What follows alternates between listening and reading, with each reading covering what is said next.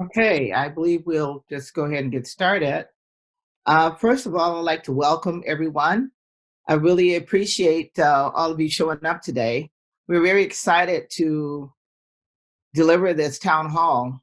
And just to start this process, I will begin with the objective of the town hall.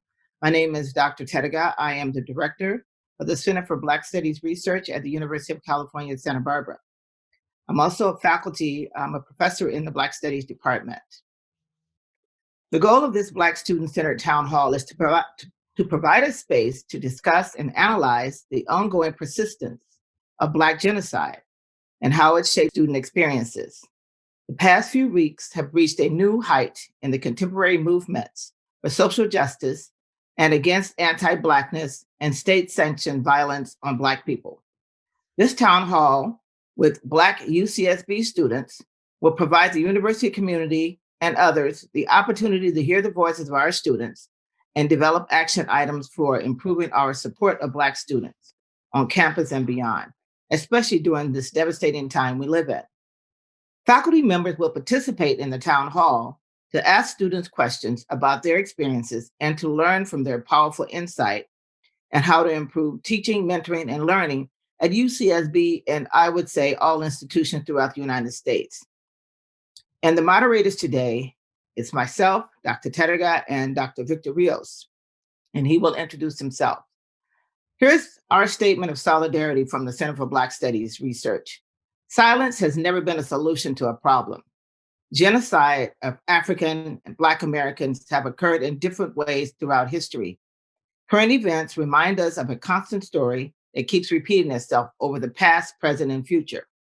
The Center for Black Studies Research stands in solidarity against violence, discrimination, marginalization, intolerance, negative attributions, bigotry, and the historical genocide of Black people throughout their diaspora.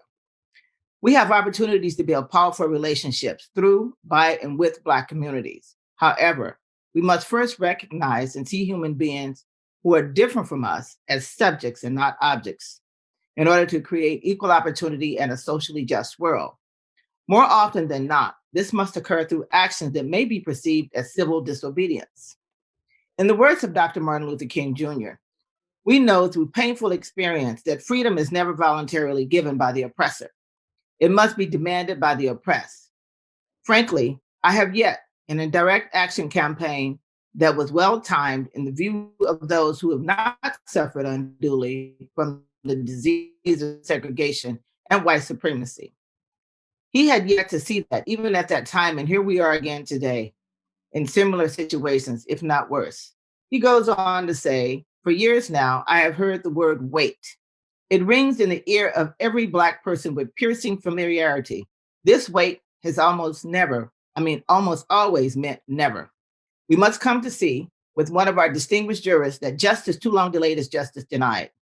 So on that, I would like for Dr. Rios to introduce the faculty supporters, and then we also have the student panelists, but I will first introduce all of the student panelists that are here today.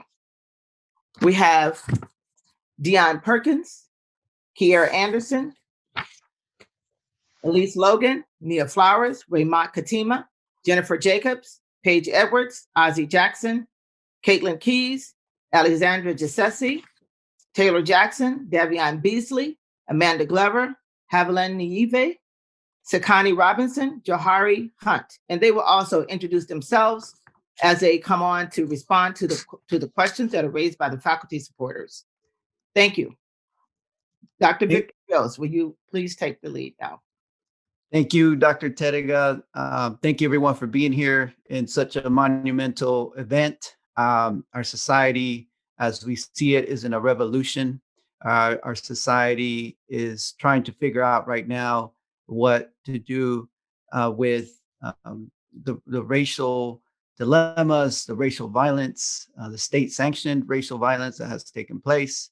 And while we're seeing this at a structural, systemic level, we also see the way in which race plays out in our institution at UC Santa Barbara. We have to hold ourselves accountable.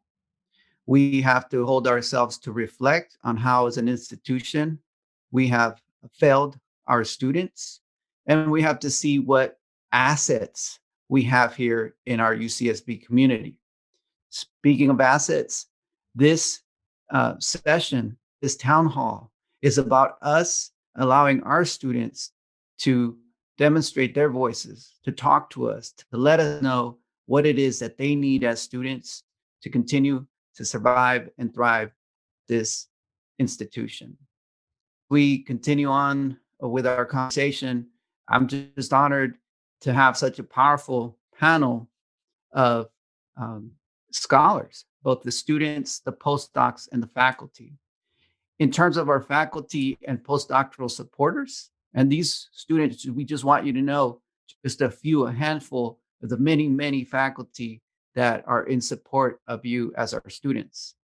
Dr. Jeffrey Stewart from the Department of Black Studies, Dr. Christopher McCauley from the Department of Black Studies, Dr. France Windance Twine, Department of Sociology, Dr. Jean Beeman, Department of Sociology, Dr.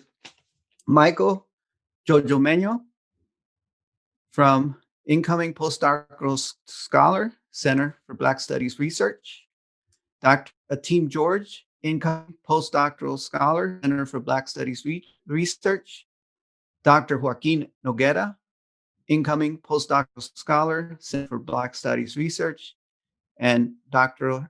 Terrell Winder, Department of Sociology faculty. These incredible scholars, postdocs, and faculty are here to show their support.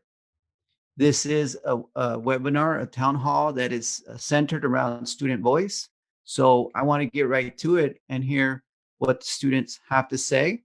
I know that I'm searching right now for Dr. Jeffrey Stewart. He was trying to get on the call. Dr. Jeffrey Stewart, are you there? Yes, I am. I'm having a little difficulty with the video, but I'm here. I hope you can hear me. We can hear you. Wonderful. Can we please start with your question for our wonderful students? If I can interject for one moment, we could set the ground rules, because I think that is very important that we have these ground rules. Yes. Please allow participants to speak without disrupting them. Everyone deserves to be heard. Listen carefully to the diverse perspectives. Remember, we all have a perspective. Please allow others to share their perspectives.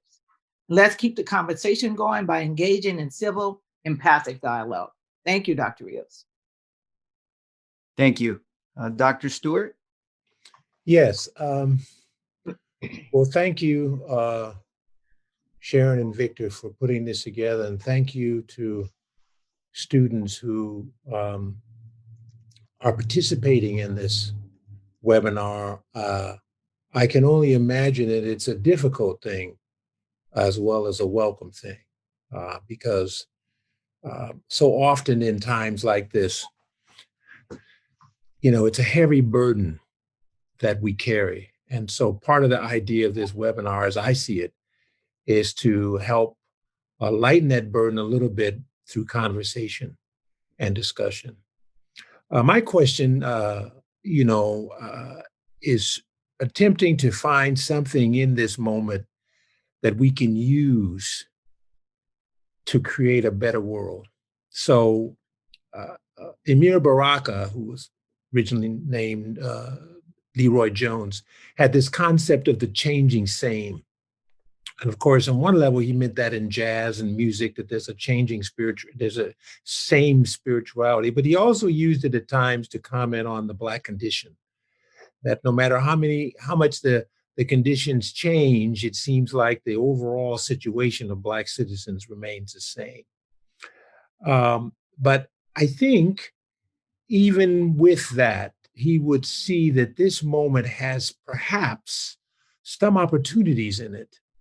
And so I wondered if in your reflections on this moment and the whole catastrophe of murder, but also the reaction to it, if you found anything that was different, it's unique, that's perhaps a change agent about what's happening now. What about now is different than perhaps before? Okay, I'll start. I'm Kiera Anderson. I'm a senior now at the University of Santa Barbara. English major, applied psych minor. And just to go ahead and get started with this question, I wanted to start off by wanted with reading a little bit of Amiri Baraka's poems, Black Art. Really fast, he says, we want poems that kill, assassin poems, poems that shoot guns, poems that wrestle cops into alleys and take their weapons, leaving them dead. I was able to take English 191 this quarter, and I got to read some of his work. And in regards to the question, uh, he he bridged African American revisionary movements with political movements, and today we see this same many changes, but remains the same. We see this in the new generation bridging our grandparents and the people under us. So I feel like today we see a lot of the same hurt from Black people, but it's our generation is not accepting it in traditional forms where we're producing more Black art, whether it be with poetry or music, regular art. I see that our generation is incorporating more than just more than just uh, walking in the streets. We have various ways that we're trying to tackle this same but changing thing, if that makes sense. I'll let Dion speak on it too. I don't want to take up too much time. So yeah, I completely agree with Kier. And first of all, I'll introduce myself. My name is Dion Perkins. I'm going to be a fourth year at UCSB. And yeah, pretty much I agree with everything that Kier was saying. But in terms of like Black people have known this type of state-sanctioned violence has been going on for generations, and that pain and trauma is just passed on from generation to generation. But in my opinion, what it seems like to me, what's going on in this movement is you see a Black-led movement followed by people from all cultures, like all ethnicities, Black, white, Asian, Latinx people, and it's almost as if the country, but although it is generational, it's mostly young people, but it's as if the country is almost realizing like, oh shit, like Black people are right, like this is corrupt and there's racism going on. And I feel like the country is kind of realizing that we have a serious historical race problem. And in the top 15 out of 20 books bought in America right now are about race and systemic racism. So I feel like people are finally accepting that race definitely needs to be discussed in this country. And I mean, we're getting everyone from the NFL and Mitt Romney to Elmo saying Black Lives Matter. And that to me feels kind of like unprecedented. And I feel like the world almost is waking up and realizing like we cannot allow this to happen anymore. It's tragic. It's devastating to let this happen. So that's what I feel is different about it. Yeah, and just to add on to that really fast, I understand if we don't learn or teach, we assume. And in this generation, we have a lot more people willing to learn.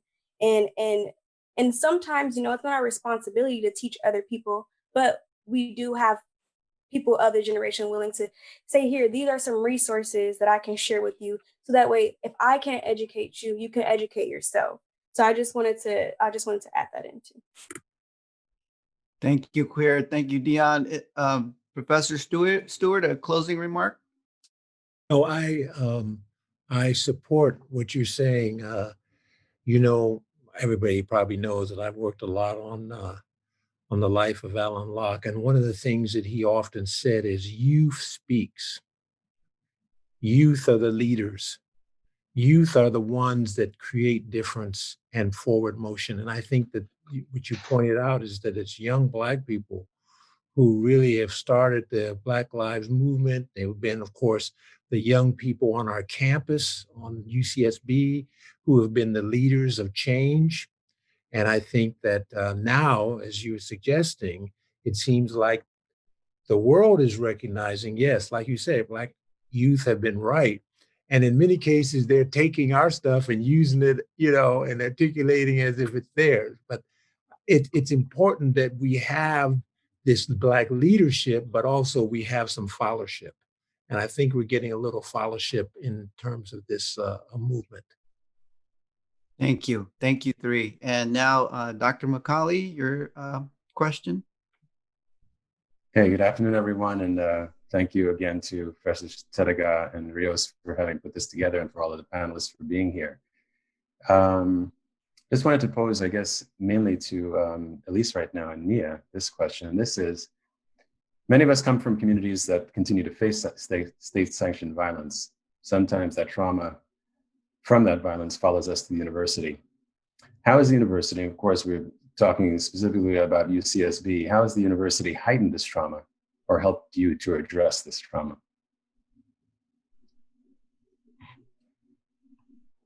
I'll go ahead and answer that question first, Nia, if you don't mind.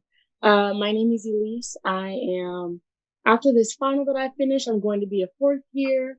I'm in environmental studies major, Black studies minor. It's a little background about me.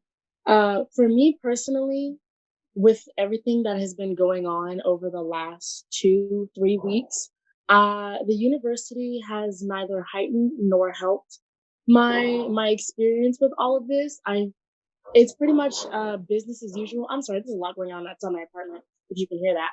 But it's very much business as usual, with the exception of like some classes making finals optional. But at the end of the day, whether finals are optional or not, my GPA is still a thing that I have to worry about. I still have to take these finals at these certain times. I personally took about 2 weeks off from all of my assignments, emailed my professors like, hey, it's not going to happen. There's a lot going on right now. My priority is my people and not my academics in this moment. Academics will always be here, but my people's lives, we are dying every day through state-sanctioned violence, through the fast violence of police brutality, and individual acts of racism, as well as the slow violence of institutional racism through poverty and things like that. So I personally feel like the university has not made any substantial efforts to neither heighten nor ameliorate my experience throughout all of this, but that's just my perspective.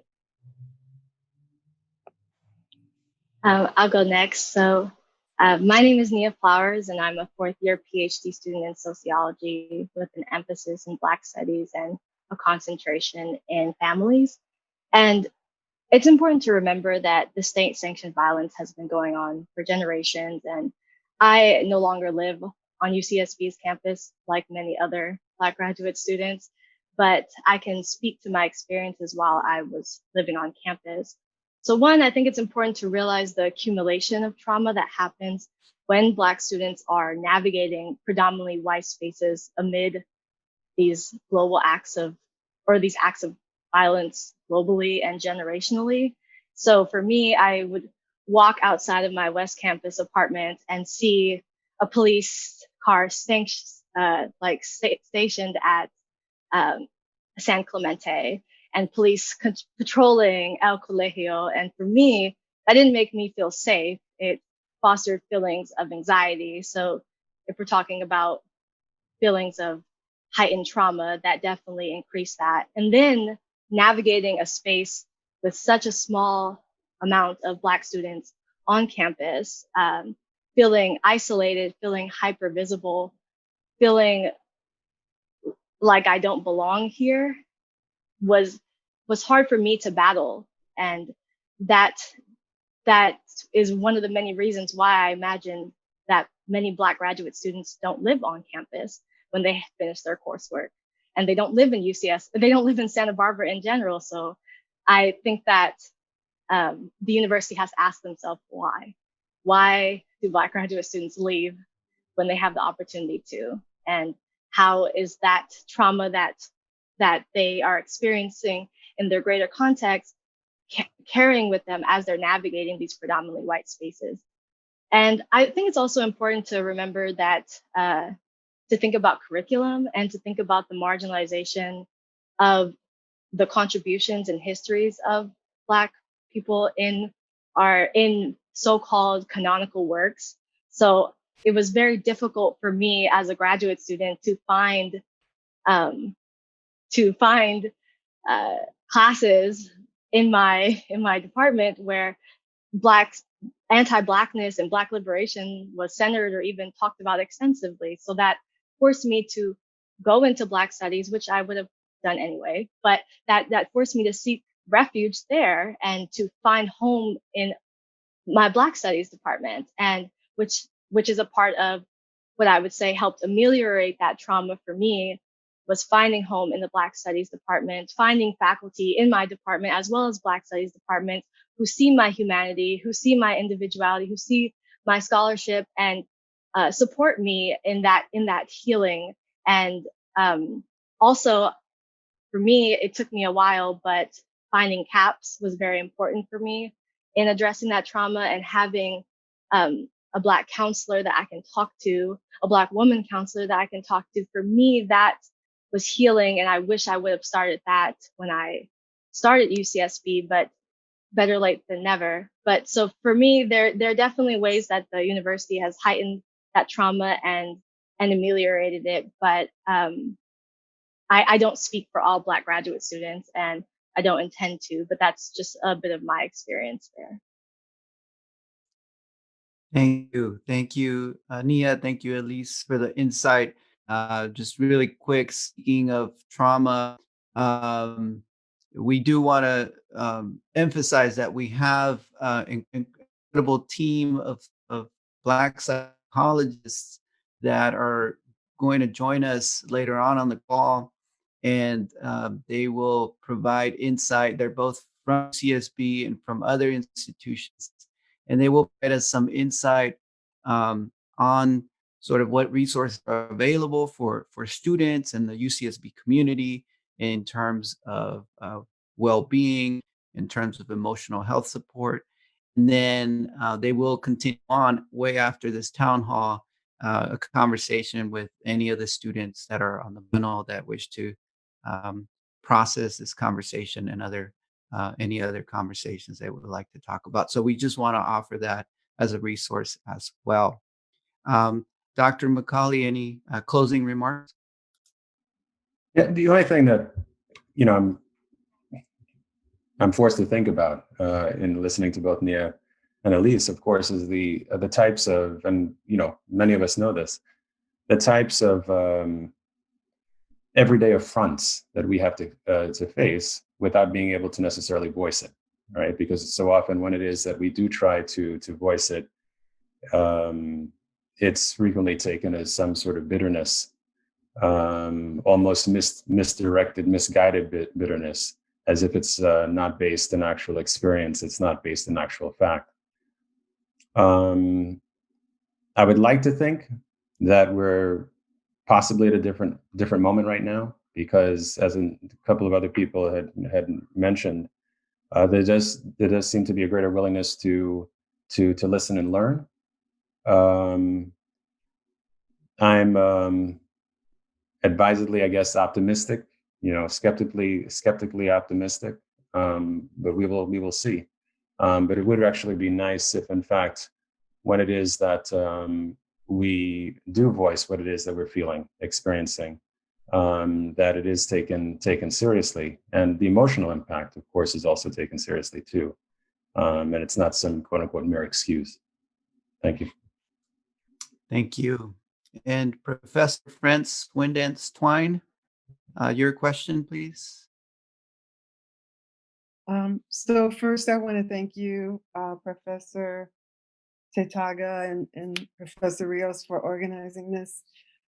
I guess first I just want to say I find it very, very troubling as someone who went to UC Berkeley in the 90s that very little has changed for Black students, and the UC system as a whole has not been on the forefront of anti-racism. And I would like to address my question to Jennifer and Raymond.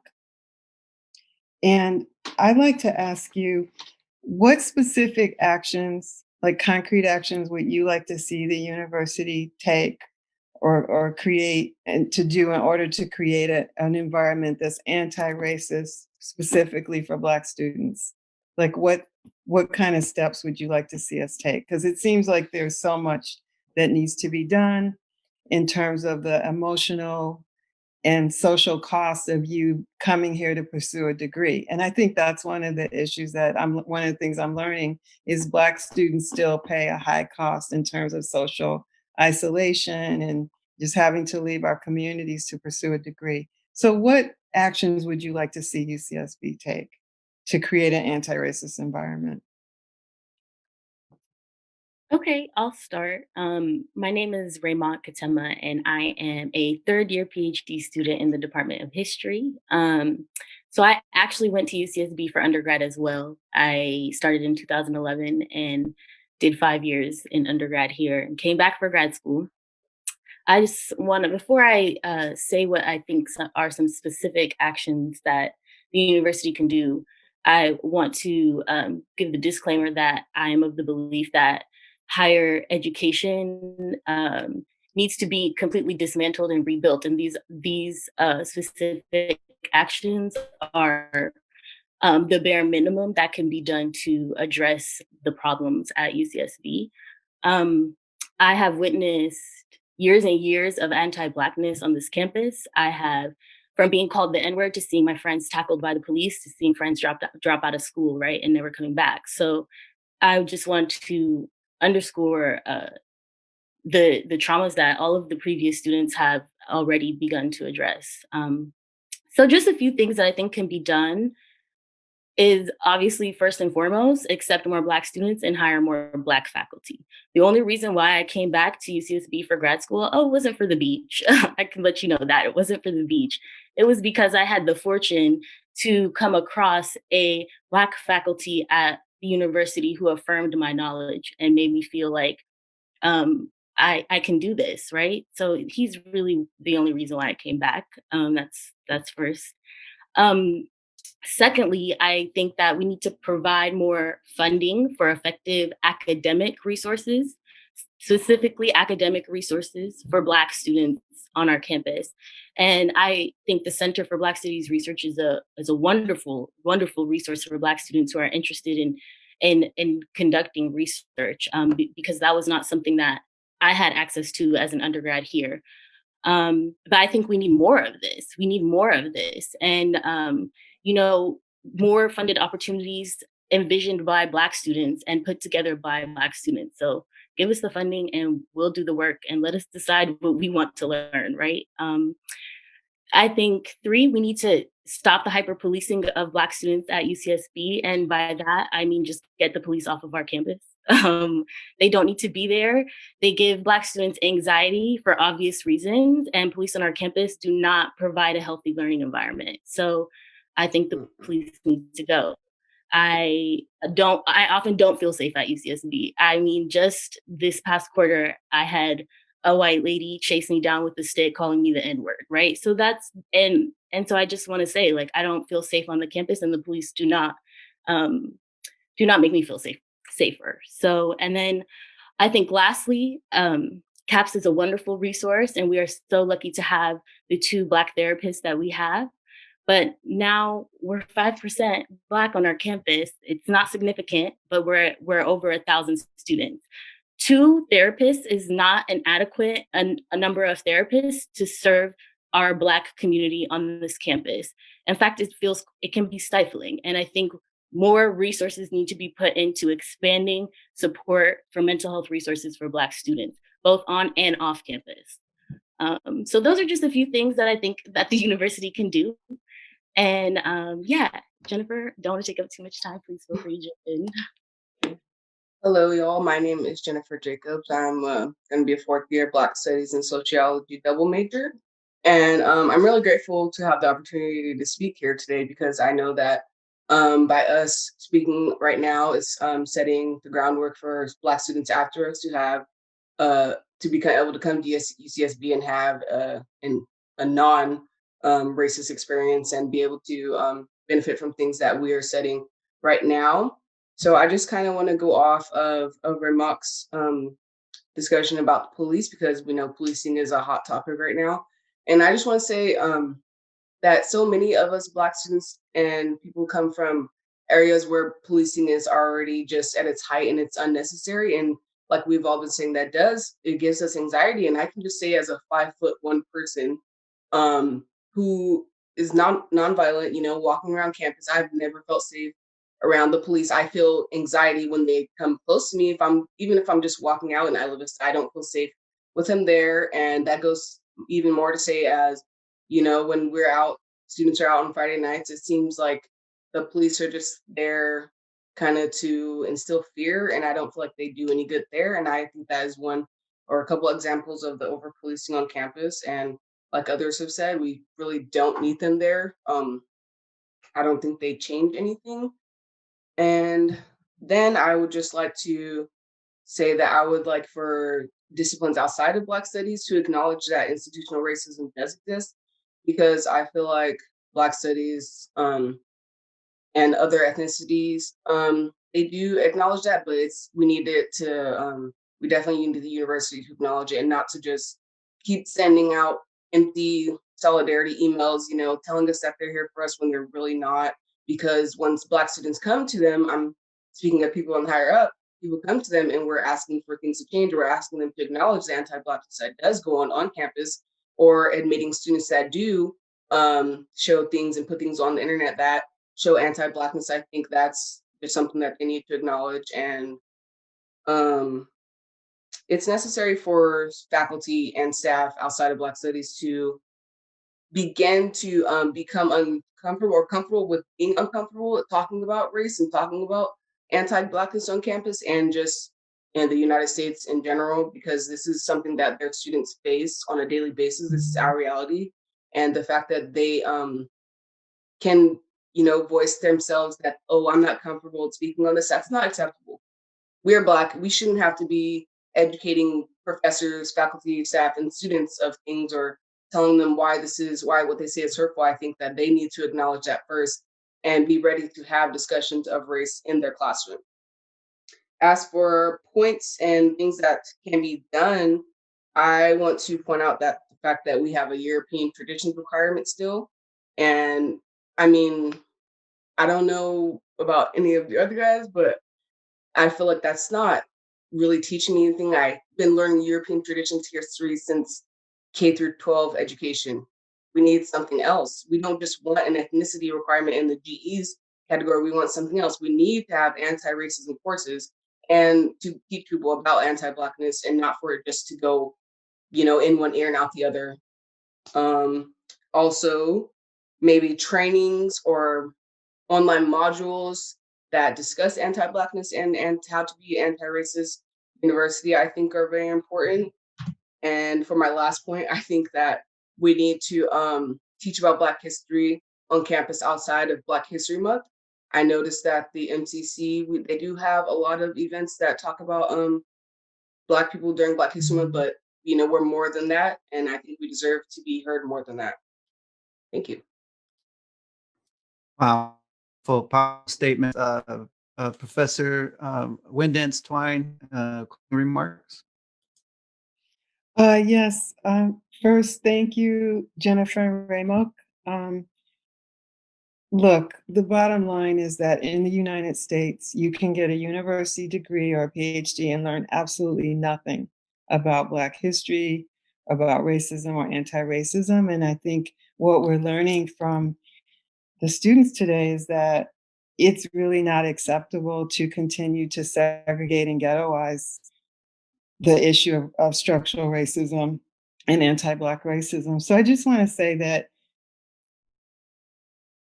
it's really tragic that higher education continues to kind of perpetuate mythologies. And I think this is an opportunity for us to think about the burden we place on the Black Studies Department and on Black faculty to do all of this educating. And I agree with you, Jennifer, that Black faculty and Black studies should not have to carry the burden for all of the racism training. And the Center for Black Studies is an amazing resource. But I think this is calling attention to the way that UCSB reflects the larger US society, right? And that is, you can become very well educated and perpetuate racism every day and not really have to learn anything or be held accountable. So this is an opportunity for us to shift. Also, I want to say, as someone whose stepfather was a police officer, that this is also an opportunity for us to rethink our resources in policing. Because once again, we're hearing about mental health issues and the unequal resources that are given to policing but not to mental health. So I just want to thank you for sharing that, and hopefully this will be the beginning of us having an honest conversation and getting people who aren't Black outside of their comfort zone. Thank you. Thank you. And just really quick, I just want to acknowledge Raymond, your powerful statement about some women chasing you down with a stick and calling you the N-word. I mean, I'm very, sorry for that crazy experience that you had to go through, and no one should go through that. And thank you for sharing that with us. And for Jennifer, I mean, talking about anxiety around police, no one should be feeling that. And there's definitely a lot of work that needs to be done in terms of making sure students feel safe across the board around any authority figures on this campus and off this campus. Okay, so now we're going to go to Dr. Team George. Your question, please. Thank you very much. I'd like to direct this question to Caitlin and Alexandra. What lessons have you taken from your experience as a Black person? And have the recent events shifted your view of the change that we need as a collective, a change that we should insist on? And what change must we demand now?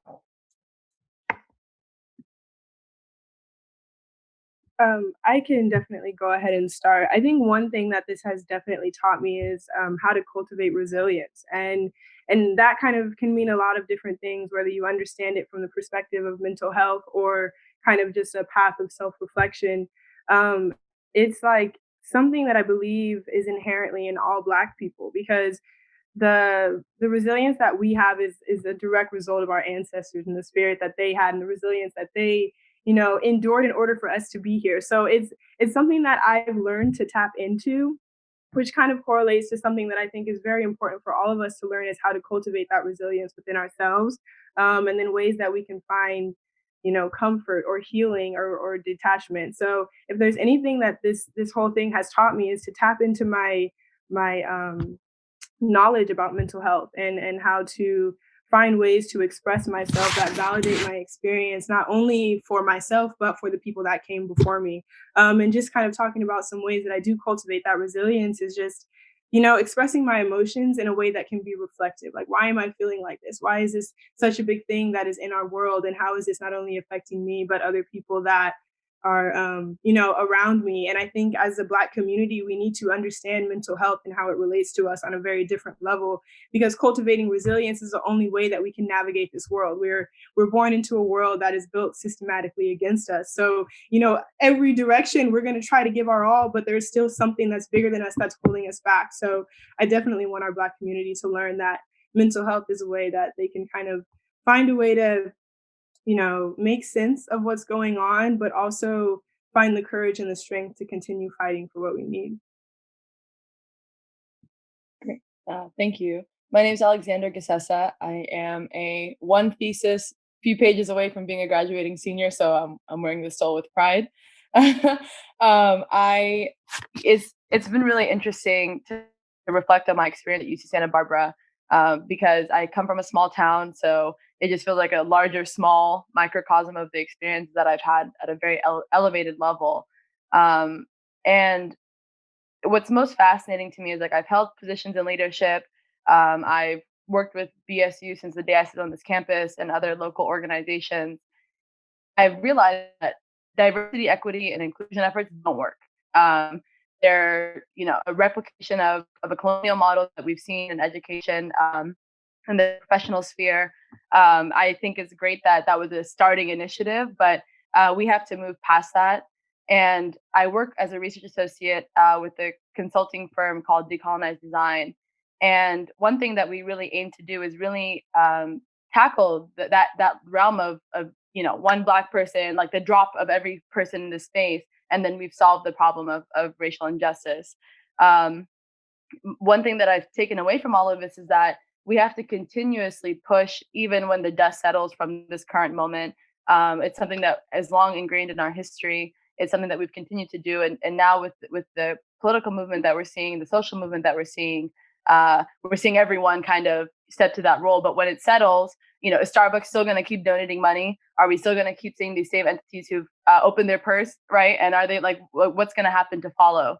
So what I think we need to demand as a form of change is that we need to be proactive instead of reactive. As of April 26th, I believe, of this year, the Daily Nexus just released the article that our UCPD has 6 open lawsuits against them. And it's unfortunate because it shouldn't take, a George Floyd, a Breonna Taylor in our neighborhood, in our community, for us to step to the challenge of actually being proactive about these issues and actually listen. And I'm very grateful to be on this panel because it's a reminder that in times like this, when our voices are on this panel, that for the audience who's racking up to almost 650 people, is to really take into what we're saying about what we need to do to be proactive instead of reactive. I used to work at Apple, and I know the depth of capitalism, makes every job feel like Starbucks and Apple. They push and curate this very strong, we're welcoming for all. And during Pride Month, we see rainbow capitalism peak at its finest. I mean, even Svedka is putting rainbow colors on their bottles. So, but what's most interesting is my best friend works at Starbucks, and when they had issued the statement that their employees can't wear anything BLM related, but then they're talking about how they support BLM, I had to call her. I was like, "Are you okay? How are you doing?" And it was her realization that, and we used to joke about this at Apple, that it was the golden shackles that made us feel welcomed and safe in these spaces, when at the end of the day, these companies will throw as much money into their organizations to make people feel safe. And in the same light, in the same breath, our campus is doing the same thing. I'm so grateful that we have the Office of Black Student Development. But like as it was mentioned earlier, the responsibility that we need this institution to do should not fall on the Department of Black Studies and the Office of Black Student Development. I mean, they just started this year, let alone this last winter quarter. So what we should be doing is look at how can we invest and support these organizations that are on our campus, but also look beyond calling to the Black Studies Department to be that entity that responds to this. I want to shout out, Dr. Ann Charity Headley, who's in the linguistics department, doing really great work uplifting Black students. I'm not even anywhere in linguistics, but she's brought me into that sphere and has brought a lens of what racial justice looks like in the linguistics sphere. So I think the current events have shifted my view in how we see that person in this space as just like, oh, like there's a Black person in this position, there's a Black person in that position, you can turn to this person, you can turn to that person, but really re-envisioning how we incorporate a diversity model in our institution and in these spaces. I'm fortunate to be a diversity intern in the Office of Admissions, and that came from a Black student demand, that came from the demands, but we shouldn't have a 5-year, update to our demands list. Like this should be something that's consistent, because like we've seen in sociological and history models, that when Black people thrive, everyone else thrives. And so I really want to die on that hill, that when we look at our UCPD having 6 open lawsuits, it's something that we have to address, and that we cannot continue to sweep under the rug and expect student journalism to report on these issues, when we should be investing in faculty and students who are admitting to you all now that they don't feel safe. My personal experiences even stem from that.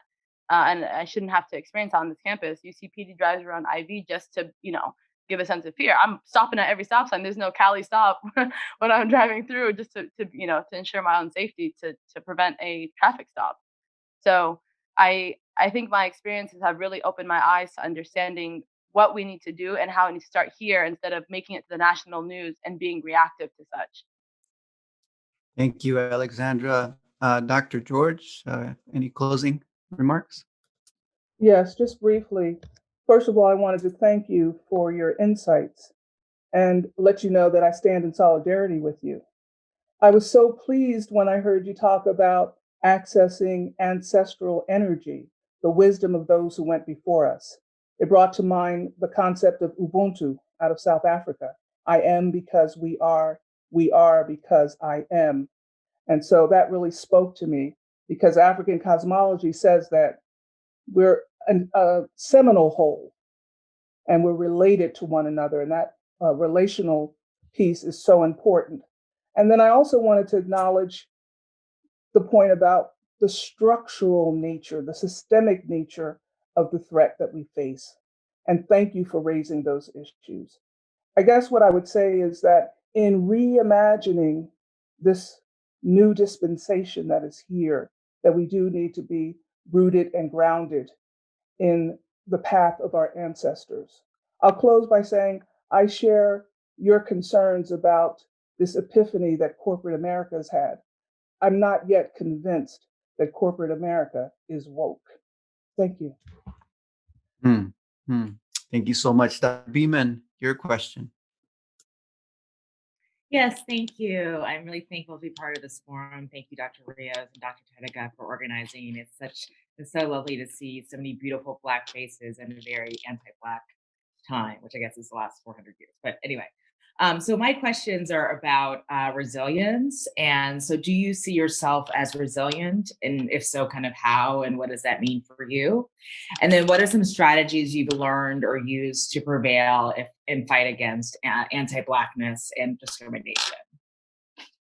Okay, I'm going to go first. Hi, you guys. I'm a fourth year social major and applied psych minor. I want to start talking. I know it's asking about my personal experience with how I identify with my own resilience, but I'm going to loosely speak on the idea that I think that a lot of Black people who have navigated on this campus could feel the same way.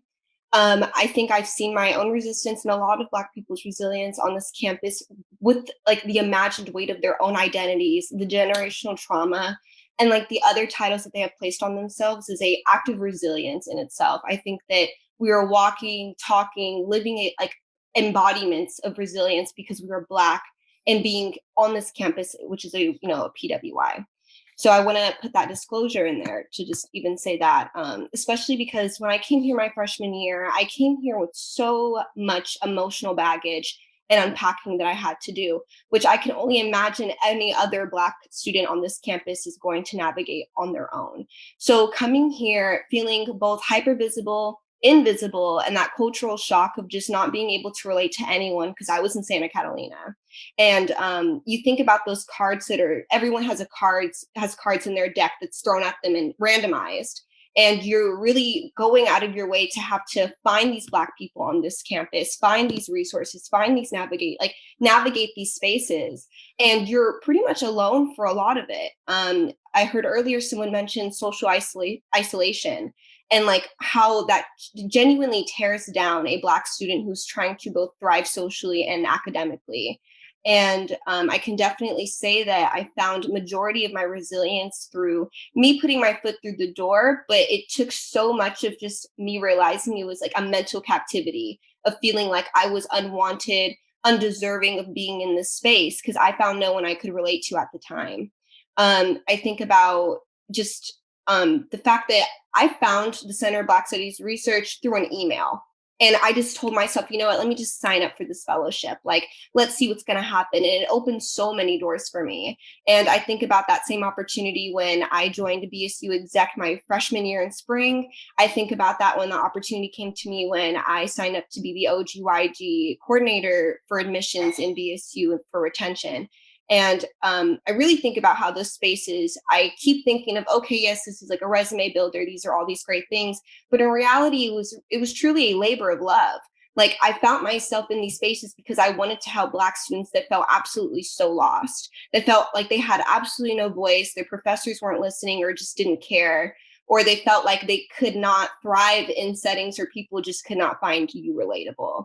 And I think that I can go on and on about just, oh yeah, like I've academically have like, strived and succeeded here and there. But in reality, my resilience is truly through finding myself in leadership positions where I wanted to help people that were, just on a sign-up sheet, such as me. And I really think that the Center of Black Studies Research has really provided so many like resources and opportunities for me to grow, to find those professionals, to have those mentors. You know what I mean? That I definitely wish that I would have had my freshman year when I was here. I think that, it's so unfortunate that so many students I hear all the time saying, my first quarter here was so terrible. My second year was so terrible. No, my first year was actually the worst. And it almost has nothing to do with the fact that it's like the freshman universal experience. It has everything to do with the fact that they were Black first, or they were Black and queer first. And I think about those intersectional identities, and I think about the space that we are consistently occupying and how we are always making a statement. And to answer this question, I think it has absolutely nothing to do about the accomplishments and the facts that I can put down. It's about the fact that, like, being a Black woman on this campus and finding that leadership within me, even if I wasn't taking in positions, just spoke those volumes.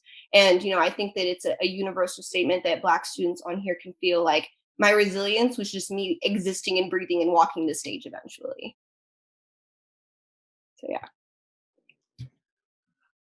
Wow, that's an amazing answer. I'm actually going to end up parroting a lot of that.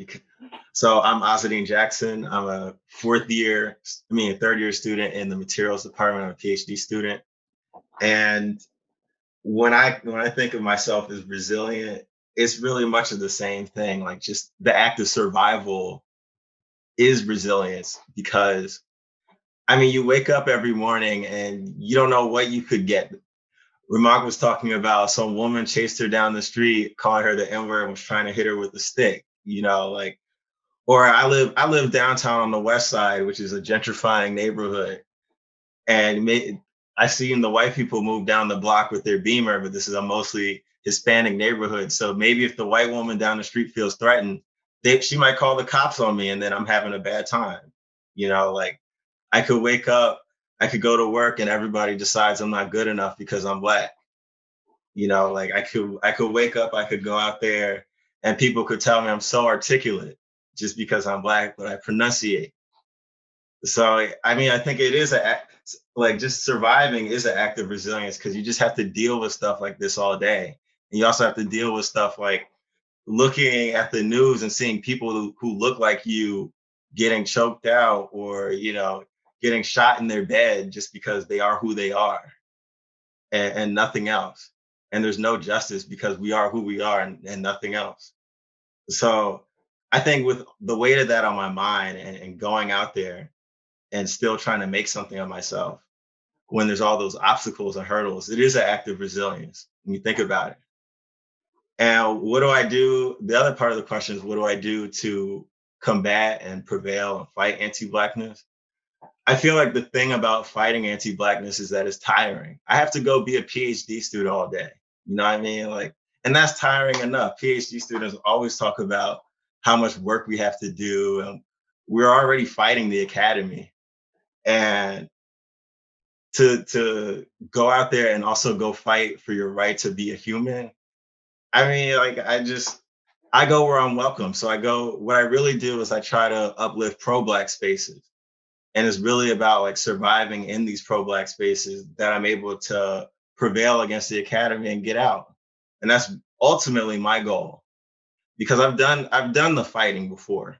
I went to undergrad at Purdue, and if anybody remembers 2015, 2016, there was a lot of unrest in the Big Ten campuses because we were tired of the racism. I went out there with my sign and I yelled my lungs out.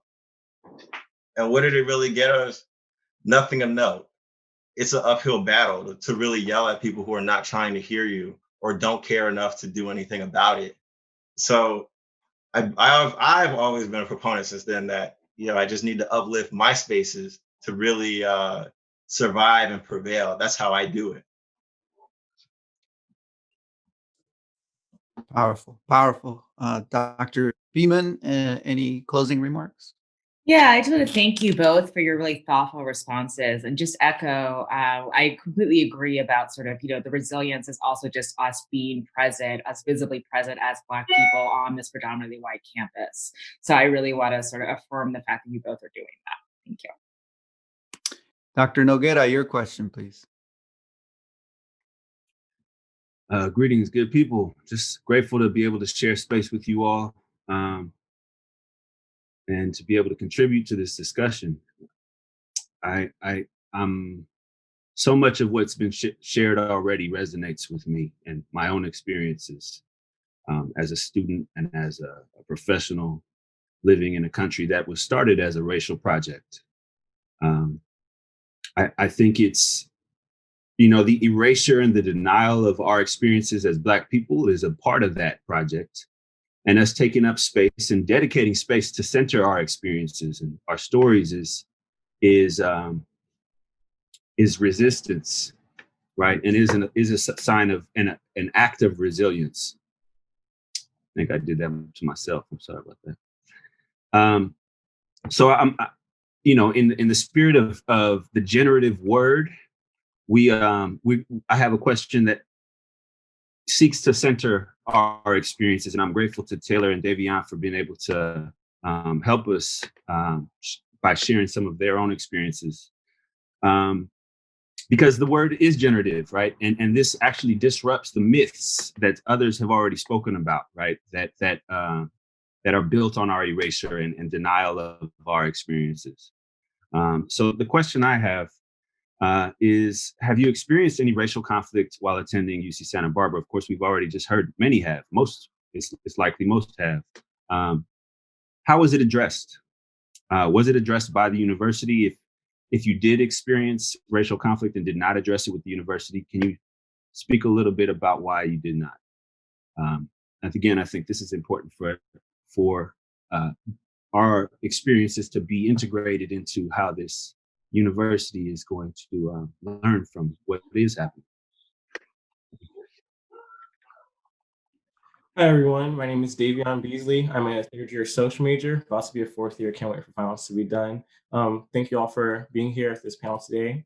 In my time at UCSB, I faced a series of microaggressions, from like being out in IV and hearing non-Black people say the N-word to a bunch of other small instances. But my freshman year, I was visiting a friend over in Santa Cruz dorms, and then an RA came up from behind me and physically grabbed onto my hair and was like, "Oh, is this all yours?" And it was very shocking in that moment. I felt like a range of different emotions. Yeah, Paige, I see your face. I felt the same. Yeah, I just felt such a range of emotions, from embarrassment to being asked that question in front of my friends, and guilt from thinking that my hair maybe wasn't presentable or acceptable, and then otherness for even being asked such a question. And during my first year, during my first court, it had a really big effect on me. RAs are supposed to foster an inclusive environment and bring residents together. But in that one instance, that didn't happen. So I went to their boss or the resident director and told them about this experience, but I didn't want to get the RA in trouble. So I didn't say anything about their name. I just talked about the experience that I had, and asked them to have like a general conversation with their staff. I think it definitely tied into the power dynamic between resident, assistant, and resident. Same with the power dynamic between employer and a boss, or an employer and employee, and then a parent and a child. I want it better for myself and other Black students on campus. So I made sure to become an RA myself for the next 2 years and educate my residents about things like anti-Blackness, cultural appropriation, and microaggressions. I also made sure to educate my fellow RAs with that as well, too. During RA training, I learned how in-depth it was and how they talk about making different identities feel included and safe and welcomed. But for me, it highlighted that higher education needs specific training in anti-Blackness, because it's a difficult conversation to have, especially for non-Black people to have, but anti-Blackness is global and is present in all of our systems of higher education, and it needs to be addressed specifically by its name. Looking back, I definitely should have given the name of the RA who did that to their boss, not out of spite or retribution, but just because I should have made sure that no other Black student was made to feel that way at all. In my training, there was a resident director named Jay Rice who told me about the difference between calling somebody in and calling them out.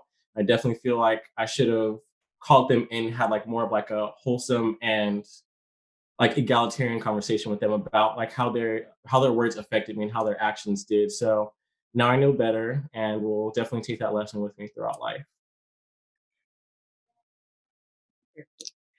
Hi, my name is Taylor Jackson. I am a graduating senior from the sociology department, and I have a minor in Black Studies and education. I don't know if y'all saw me, but I was kind of laughing when the question was read, because I could spend the next 3 hours talking about the amount of racial conflicts I've had to deal with at UC Santa Barbara. Now, I'm going to bring it back to my first year, because it was definitely a key moment for me and why I've become so involved and why I've tried to make so much change on this campus, because there's a lot that needs to be changed and it needs to be systemic. But my first year, I went to an Associated Students meeting because at the BSU, they had let us know that the university was bringing Ben Shapiro to speak. And he wasn't just coming to speak on anything. He was coming to speak on specifically why Black lives don't matter. And now when I look back at that moment and see where we are right now and seeing that the university, you know, things have changed, but not nearly enough. And they need to do a lot more because that particular moment, it felt like the university did not care about Black students. They cared about protecting certain college students. First Amendment, is the First Amendment freedom of speech? Y'all know what I'm talking about. I'm not a history major, but that's what they were focused on. And instead of thinking of alternative ways to support the Black community, it was an argument. It made the Black students look like we were being aggressive. We were doing too much. We were asking for too much. For them not to bring a person where I think at that point, there is 3% of Black students on this campus where they were going to talk about how Black lives don't matter. And then after that event, I had walked into a lot of different spaces with people who I went to that event and felt like it was they were comfortable enough to talk to me a certain way or to make the assumptions about me because they had attended this talk, right? So to answer your question, yes, there have been a number of racialized incidents here at UC Santa Barbara. And it doesn't just go from like a interpersonal level, like dealing with microaggressions or dealing with people basically telling me, oh, I'm so articulate, or oh my gosh, you're too loud, or you speak too much and you're taking up too much space and you just talk about Black issues too much, like trying to silence me and who I am as a Black woman, right? And even, I love being a sociology major. I truly do. But being in classroom settings where you have to hear about your own Black experience from non-Black people, it's definitely tough because not only are you hearing it from non-Black people, but you're also hearing the students who are also non-Black contributing things to the conversation that are very harmful, very toxic, and very rooted in anti-Blackness. So for me, what I had to do while navigating the university, I didn't take my issues to the university. When I was taking a history class and one of the professors said, here is a picture of Black people before slavery, showed a nice little picture of the Festival of Yams in Ghana. And here are Black people after slavery. And then you see Black people in chains. And I said, wait a minute, that does not make sense. This is a very ahistorical way you're presenting this information. And yes, of course, you might have academic freedom and whatnot, all that jargon, all that good stuff. But then when you're perpetuating anti-Blackness in the classroom, don't you see a problem with that? And I never went to the university. I mean, well, I've taken certain things to university, right? But when it came to like things in the classroom, the people that I went to was the Center of Black Studies Research and of course the Black Studies Department. Even before I was a minor, the professors in the Black Studies Department, Dr. Tediga, like they were there for me and they taught me how to incorporate Blackness into my work because as much research as I have done, looking from it from like a structural, systemic lens, there was something missing and that was Black culture. So I had to go to other spaces on campus so that I can receive that. And I did. And I'm so grateful because I learned a lot about research that I would have never learned in my other classrooms anyway. But there's a lot that goes on at the university and it is a microcosm of society. So comes to as no surprise. Of course, they're going to be perpetuating anti-Blackness at every level, whether that's interpersonal. I've heard administrators say things that were racist to my face. I've heard other students say things that are racist to my face. I've seen the police officer smile in my face and then go attack someone else just because they want to have community relations. Like, it's no secret that the university has to take such a more proactive approach, like Alex has said, to trying to confront the fact that they exist within the society where this is normalized. And it only takes Black students not getting sleep, Black students missing class, Black students having meeting after meeting after meeting with administration for them to change just this much. So yeah, that's my opinion on that. Thank you. Thank you. Dr. Noguera, closing statement. Well, thank you, Davion and Taylor, for sharing a little bit of what you've experienced. I know that there is so much more we could all be contributing to this question. But I think it just raises a couple of concerns for us to consider, right? What does accountability look like? What does community accountability look like in this context, right? It also kind of highlights that these ideologies are experienced at different levels of scale, at the body, right? These are our lived experiences that also speak to the systems, as Taylor was just pointing out, and as Davion's story kind of illustrates, these systems that we're navigating, the practices that inform the experiences within the system that are also part of larger structures. And that some of these ideologies are in conflict, right, at times, like the notion of democracy and the notion of free speech and hate speech.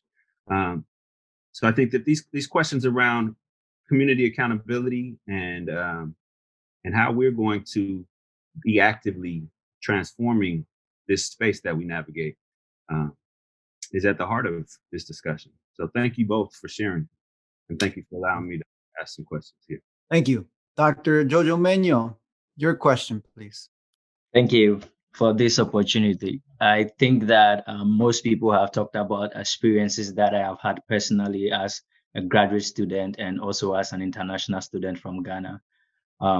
My question focuses on if students feel that the faculty and staff at the university support their academic success, and if they do Black students in the university feel that their support is genuine, is coming from a place where it is genuine? And this question is based on my own experience during my doctoral program at the University of South Dakota, where I felt isolated, where other Black students have shared on this platform. Academically, I felt isolated. Even with faculty and other staff and even students, I felt very isolated. So I think my question comes from a place of experience, and I want to hear what other students at the university have to say about that. Okay, I'll start. My name's Amanda. I'm also going to be a senior. I am a sociology major with a Black Studies minor. I didn't change my major until this past year. Originally, I was a biology major. And I can say also that I did feel incredibly isolated. Just a little background, like freshman year, I lived on a floor with maybe four other Black students among 71 around 70 residents. And that was a completely new environment for me, coming from Long Beach, is like a really diverse place. So I definitely was not accustomed to that. And it took a lot of getting used to. And those feelings of isolation really weighed on me and my academic success. And it was hard going to lectures, like these big lecture halls, not seeing anyone that looked like me, not seeing any professors or staff that really looked like me. It was really difficult for me. So I didn't find out about the Black Scholars Hall until winter quarter. And that's ridiculous because I lived in Santa Rosa, but on the opposite side. So like, I felt like I was constantly having to search for places where I could find support and comfort. And it may seem like that's like an easy task, like, oh, just go out and look. But like managing academic success while also trying to manage my mental health, having two white roommates who like constantly asked questions about my identity, like it was a lot. But I was grateful enough to be able to find those places that I could seek support and comfort. And there are definitely a handful of faculty and staff at UCSB that I do feel supported, and the support is genuine. But the act of having to go out and search is emotionally like taxing. And I feel like it shouldn't be that way. And I also feel like also hearing from professors just now saying like, we support our Black students.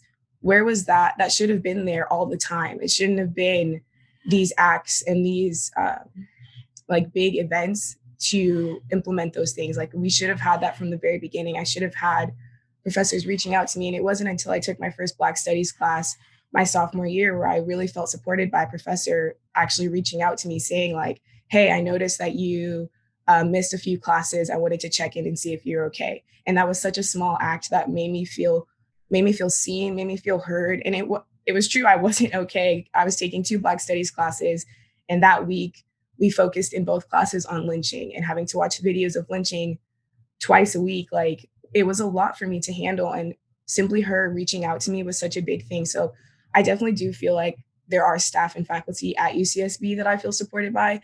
And I see a lot of change now. Like, we have a UCSB Black students group chat with over 400 members. Like, that is such a huge thing for me. And being able to be a part of that space, I'm so grateful for. And then seeing all like the changes with the Black Scholars Hall, like, I'm so grateful that there's so many more Black students on that like floor.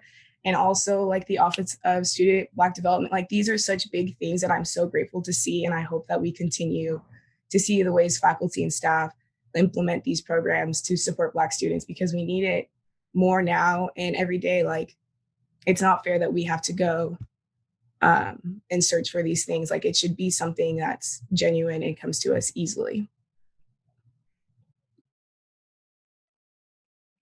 Hi, my name is Havlin. I'm going to be a fourth year, hopefully, if I finish this quarter.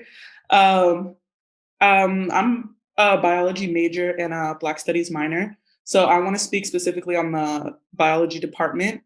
I think that there is a huge problem within the department, especially with the way they treat students in general, but especially the way I felt treated as a Black student. I didn't feel that I was listened to. I felt like I was diminished in one-on-one. I went my second year, I think it was the end of my second year, I went to an academic advisor, and I just sat down and I just started talking to him about like my options. And he basically just said, I'm gonna be really honest with you, you should change your major. There are a lot of other majors. And while I was talking to him, I had told him that I was thinking about Black Studies, minoring in that. And he was like, that would be the perfect major for you. And I was like, why? Because I only told you that I was gonna, that I was thinking about it. Why would it be the perfect major for me? Like, I was so cognizant that he said those exact words. And it just hurt my feelings just to hear that and to know that he already saw me, he had already like predetermined who I am and my worth in the major just by looking at me. And after that, I left the office and I've never spoken to him again, and I won't. And I feel like the biology department in general does a bad job of confronting issues that are very in their reach. So, for example, I've taken a bunch of biology classes and chemistry classes at the university by now, and they have never talked about the implicit bias that exists in the medical field or the racial disparities that are causing specifically Black people to be killed at higher rates. They've never done that. You couldn't segment that in. We talk about all these things. You give me resources about how to become a medical professional, and you've never talked about that before. And these are the people who are going to be in that field potentially. I think that that's awful. That's an easy fix for them to make that they have never done before. And I also think that there's a lack of education with like the TAs and as well as the staff members and the faculty members. The closest that I've got to a TA or somebody talking anything about my identity is when a TA asked me and my Black lab partner how Black Panther impacted our lives. And we were like, what are you talking about? I had a genuine question. What are you talking about? Just unsolicited. It was just random. And I was like, what? Why are you doing that? So I feel like specifically in the biology department, they don't do a very good job of supporting my academic success as a Black student. And now I'm a biology. Now I'm a Black Studies minor, and I have taken a bunch more Black Studies classes, and I feel so much more supported in all of those classes. I feel like my voice actually matters. I feel like they are trying to educate me, but also enrich me as a person. And that's something that I have never felt in the biology department. And truly, the only reason that I'm still in it is because I do want to go forward and become a medical professional so I can deal with the implicit bias part in the medical field, so I can advocate for my people in the field. But other than that, I definitely would have left and taken my talents elsewhere just because I feel like they're not appreciated. And so many Black students on my home, my first year, I did live in the Black Scholars Hall. So many of them dropped because they just felt so disenfranchised by the professors, by other students within our own classes that would make comments. And it was just kind of disheartening. So I feel like the university as a whole needs to do a better job of earning students' trust, Black students' trust, so that they can advocate for us. Because right now I don't trust you, and I wouldn't go to you for anything.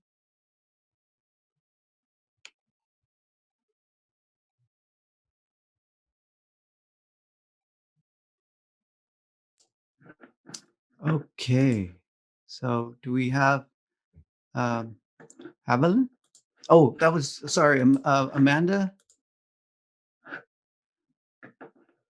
Yes. Okay.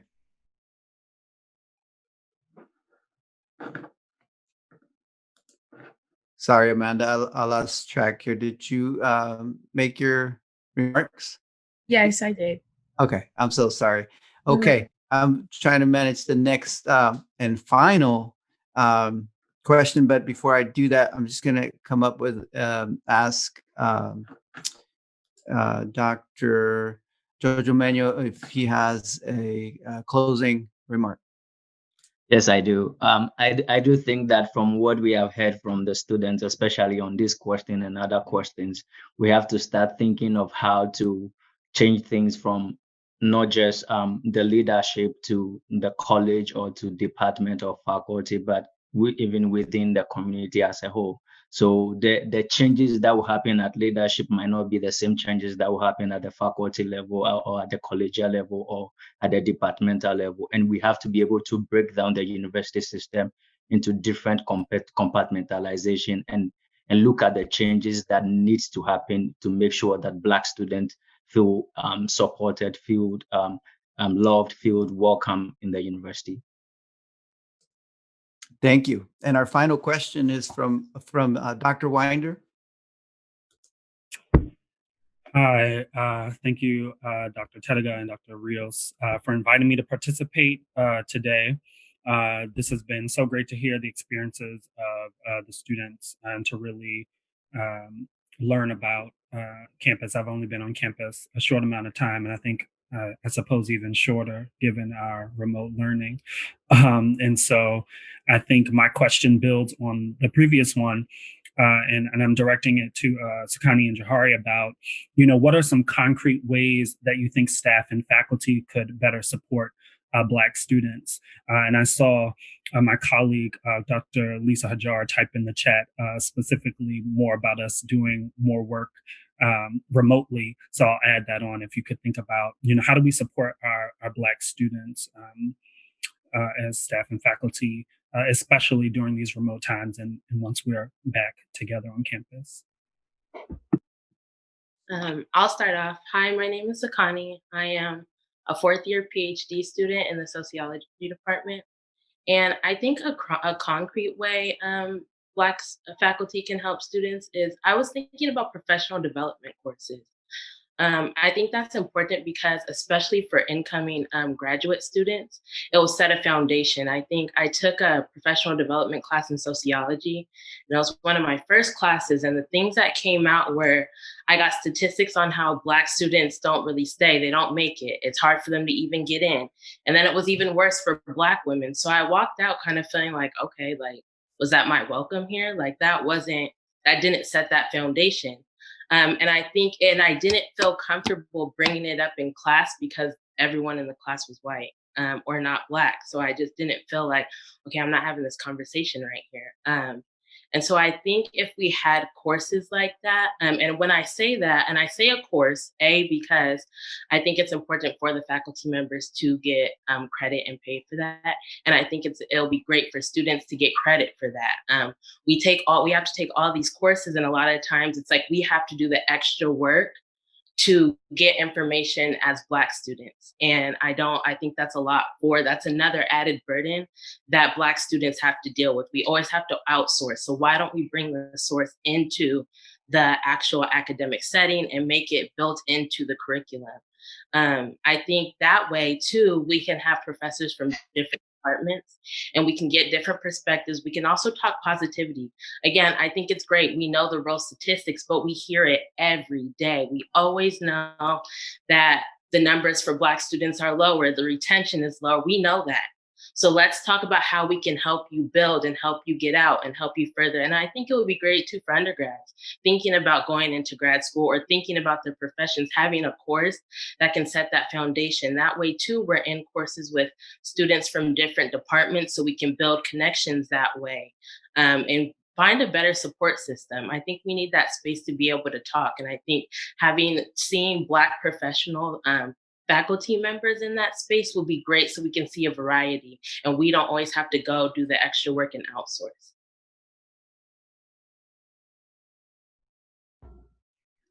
Hey y'all, I am Johari Hunt. I am a graduating senior from here. I'm a religious studies major and feminist studies minor.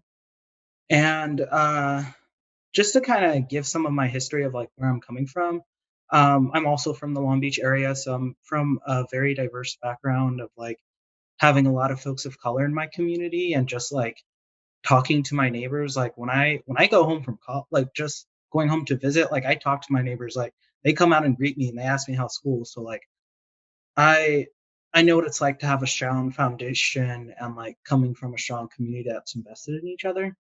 And then also I had the privilege of working for the Resource Center for Gender and Sexual Diversity here on campus for 2 years.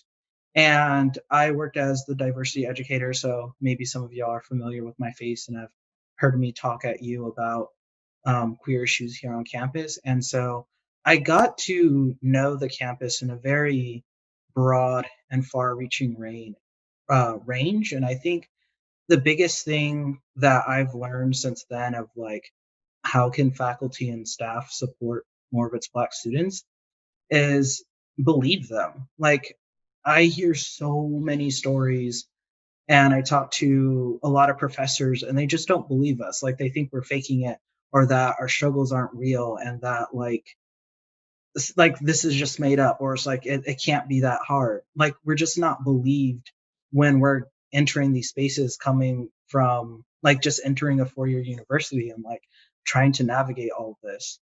I think if faculty and staff invested in like first believing their students and then actually learning about the history of their fields of like not just from like their lineage of from grad school and their PhD program, but like looking at folks of color and Black folks in their field. I mean, like it shouldn't like Black studies shouldn't have to teach you about the history of sociology or the history of chemistry or like other histories of like, oh, there are Black people in all these other fields. It's like, no, if I'm taking a chemistry class, I want to learn about what Black folks did in chemistry. I know we did something out there. I know it exists. Like, why can't you teach that here? Why aren't you teaching that to all the students? I don't think students should just have to go to a Black studies class to learn about Black history. Like, Black history exists with all the other history in the world, and that should be taught as part of the curriculum in each class. And I think that's important. And I think that's a very tangible way that they can also learn more in depth about others in their field who are folks of color and like who like what else is happening. I'm sorry, this is a cat. Okay, I'm sorry. Go. Thank you. And like what other like how other ways their field came to be that involves queer people and Black people and not just like white folks and not just like the standard quo of like who got to like why is this canon because a bunch of university professors teach it and this is the way it's supposed to be. So that is my 2 cents on how I think faculty and staff can just support their students is one, believe us when we tell you things are hard and this is like directly affecting me in my community. And 2, like tell us more about your field other than just what is required, like than what you think is okay or like what you think is canon. There's such a broad range history that happens throughout this world that I'm 100% sure includes Black folks, people of color, queer folks. Bring that to the table, teach that to all students. Like you're going to teach here for a lifetime, reaching out to thousands of students. You are directly affecting your field. Like when we read these statistics and it's like students of color are at low rates of graduating, like you're reading those statistics too. You're a part of this. This isn't just on us. This isn't always on us teaching you empathy. Go out, figure out the empathy for yourself. You are a part of this. So yeah. Thank you. You got to meet one of my cats. So. Yay. Thank you, Johari. Someone made us a comment there about your cat there. We will now have a closing statement there by Dr. Winder. Yes, thank you so much, Sakani and Jahari, for sharing. I think it's not lost on me the profound difficulties of asking for ways that students are requesting support from staff and faculty, on top of all of the things that you deal with, right? To generate ideas about what we can do for you and what our colleagues can do to support you on campus is, I think, another added burden, but something of a way for us to be there for you. And so I'm hoping that our colleagues and everyone are hearing what you're requesting and have heard all of the other suggestions from other students on this call about what we can do tangibly to support everyone. I also think that this town hall is a great opportunity to start the conversation. I don't want to speak for all of my other colleagues on the call, but I think I'm super excited to get to know many of you who I've not had an opportunity to meet yet, or to have classes with. So I encourage you to reach out to us. I think we are definitely a beginning showing of faculty who are here to support you, especially incoming scholars. I'm new on campus as well, so we want to be there for you. We want to stand with you and to support you. And so we understand it can be difficult to find folks on campus. I feel the same thing, and so we're here. And I know I'm here, and I want to hear from you all as well. And I think I look forward to us really leveraging this opportunity to really change materially what we see happening on campus for the future. Thank you. Thank you. And I just want to do a check-in in our panelists here and make sure we have not left out any of our student panelists in terms of their voice and their comments. Are there any students that we have not heard from yet? Okay. Thank you. So before we go into the Q&A part and hear from the audience, just want to kind of bring it back and think about the synopsis here of what we've heard today. And what I heard and what I'm interpreting here is that our students facing all these structural impediments, as Professor Tedega put it, the legacy of Black genocide, state-sanctioned violence, end up at an institution that's predominantly white institution. If you just look at the faculty here at UC Santa Barbara, it can do a lot better in terms of providing more faculty of color for our students.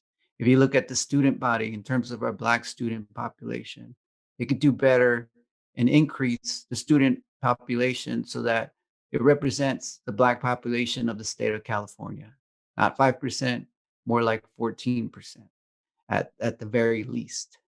That this institution can do a lot more to make sure that we create not just a few pro-Black spaces on campus that students have to go seek out, but that across the board, all the units are pro-Black, that all the units allow students to feel a sense of belonging. And as Professor Stewart has told me in the past, not just belonging, a sense of being embraced, right? Embracement is such an important piece because you can feel belonging and feel like I belong here, okay. But if you feel embraced, you feel loved. As Dr. George mentioned, you are because I am. It's a powerful way to think of it. In Aztec, it's called Enlanquech. You are my other me. Making that connection, making that way of understanding our students that they are because we are because they are. We're interrelated. That we have to figure out how to shape the curriculum so that it's not anti-Black and that it becomes pro-Black. That we have to make sure that anxiety is addressed in ways that we're not perpetuating that anxiety as an institution. As authority figures, whether it's a professor, a grad student, or a police officer that works for UCSB, either one of our authorities should not be aggravating or provoking anxiety in our students. And if it is, we have to ask ourselves why and remove ourselves until we're able not to provoke that anxiety in our students and to walk through that process of figuring out how these systems have brought about this anxiety and worse. And finally, what I heard from students was their resilience, the grit, the determination they have, the assets that they bring. And as an institution, instead of just focusing on the deficits and the oppression and the victimization, we also have to focus on how our students already bring many assets to our campus community, enriching it, making it colorful, making it brilliant, making us all a better society. So without further ado, I just want to open it up. We have about 20 minutes for questions. And I know Miriam Burnett, one of the attendees, had a question early on. And Miriam, do you still have your question? Can you guys hear me? This is Miriam Burnett speaking.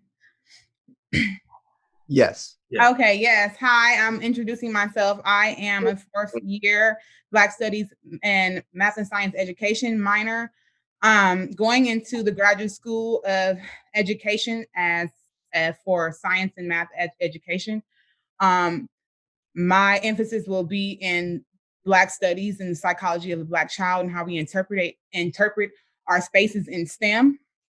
And just a little background information. I feel that our pro action as far as STEM is through integration.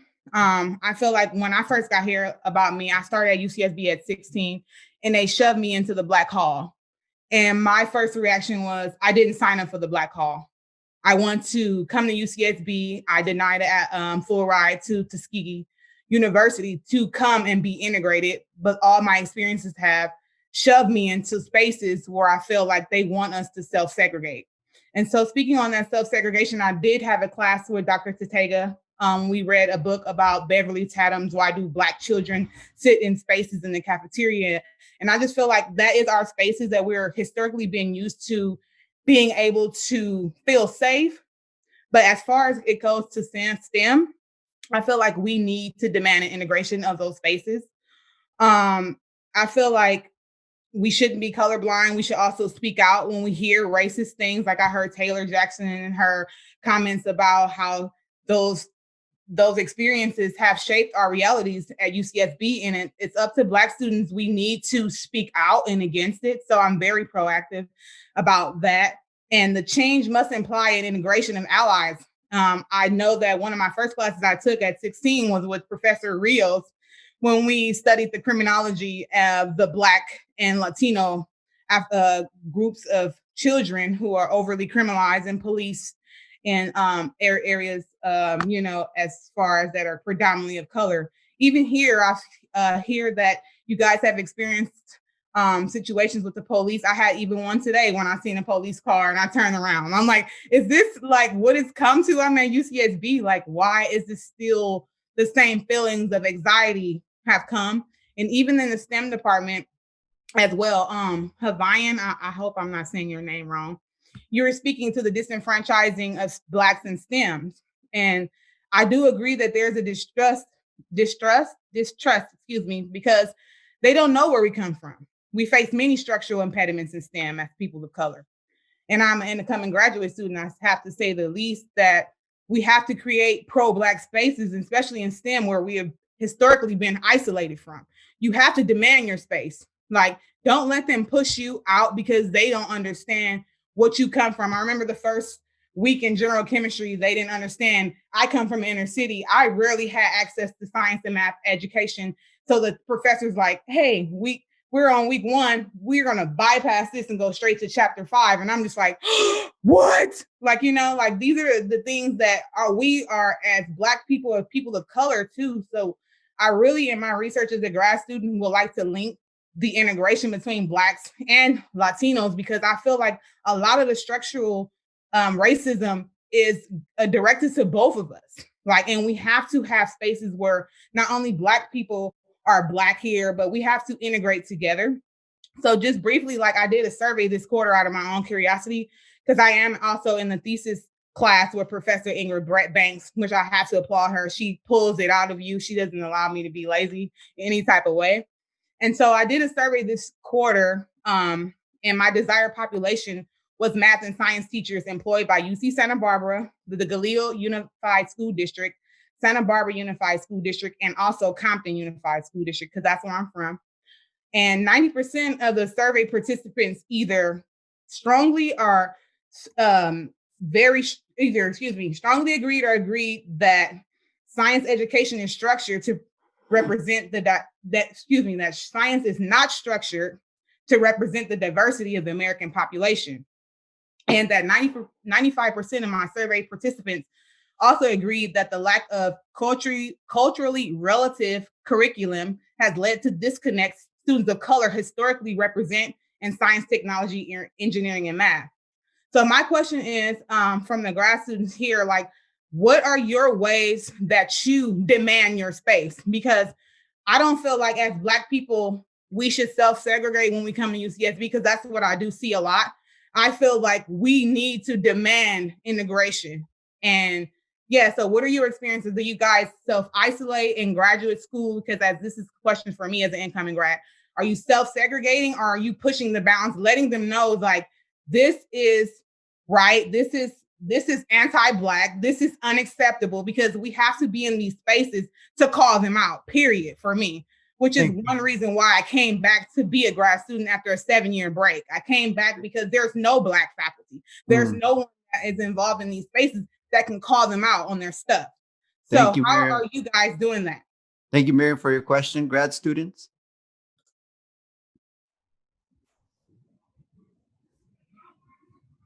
Well, I can comment. So I did undergrad here, which I think made me very, very jaded. When I came back, I definitely self-isolated, but that was pretty much due to the fact that it was a defense mechanism for me. It was a way for me to protect myself in this space. I was the only Black student in my department last year. I was the only Black student in my department. And I think because of that, there is a feeling of